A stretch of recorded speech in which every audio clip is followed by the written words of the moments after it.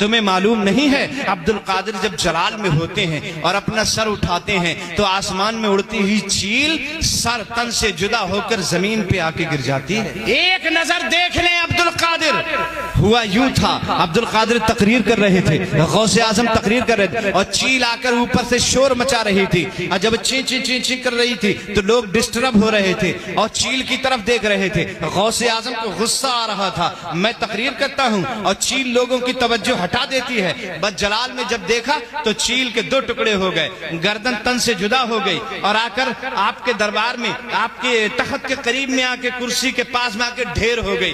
تقریر چلتی رہی اور جب تقریر مکمل ہو گئی عبد القادر جیلانی اپنے تخت سے اٹھے، کرسی سے اترے، چیل کے قریب پہنچے، اس کی گردن کو اس کے سر سے جوڑ دیا اور قم باذن اللہ کہہ دیا۔ چیل چہچہاتی ہی پھر سے فضاؤں میں اڑتی چلی جاتی ہے، پھر سے اڑتی چلی جاتی ہے۔ قہر ایسا کہ جدا چیل کا سر تن سے تھا، قہر ایسا کہ جدا چیل کا سر تن سے تھا، اور مہر ایسا کہ اڑا دیتے ہیں غوث اعظم،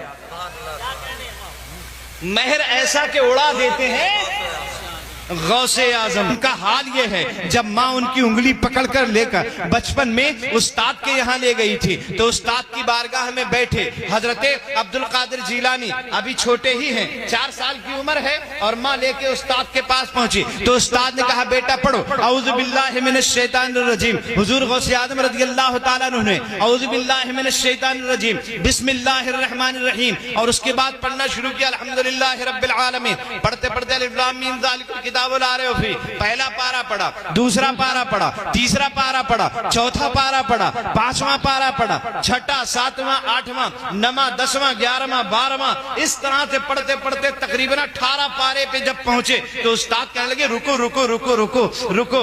ابھی تک تو عبد القادر پڑھتے نہ تھے اور جب پڑھنا شروع کیا تو رکتے نہ تھے۔ استاد کہنے لگے صاحبزادے پڑھنے آئے ہو کہ پڑھانے آئے؟ زندہ باد، سبحان اللہ۔ صاحبزادے پڑھنے آئے ہو یا پڑھانے آئے ہو؟ پڑھنے آئے ہو کہ پڑھانے آئے ہو؟ یہ اتنا پارا تم نے کہاں سے یاد کر لیا؟ تو عبد القادر جیلانی کہتے ہیں میری ماں 18 پارے کی حفظانی ہے، وہ جب کام کرتی ہے صبح کو تو قرآن کی تلاوت بھی شروع کر دیتی ہے، ادھر کام کرتی رہتی ہے ادھر تلاوت کرتی رہتی ہے، اور 18 پارے روزانہ ختم کرتی ہے۔ میں ماں کے پیٹ میں روزانہ 18 پارے سنا کرتا تھا، ماں پڑھتی رہتی تھی میں سنتا رہتا تھا۔ عبد القادر نے سنتے سنتے 18 پارے یاد کر لیے ہیں۔ سبحان اللہ،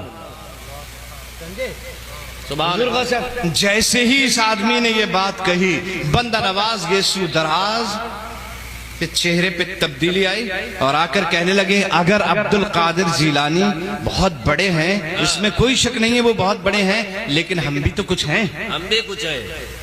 جیسے کہ ہم بھی کچھ ہیں۔ اور کس کے مقابلے میں کہا تھا؟ غوث اعظم۔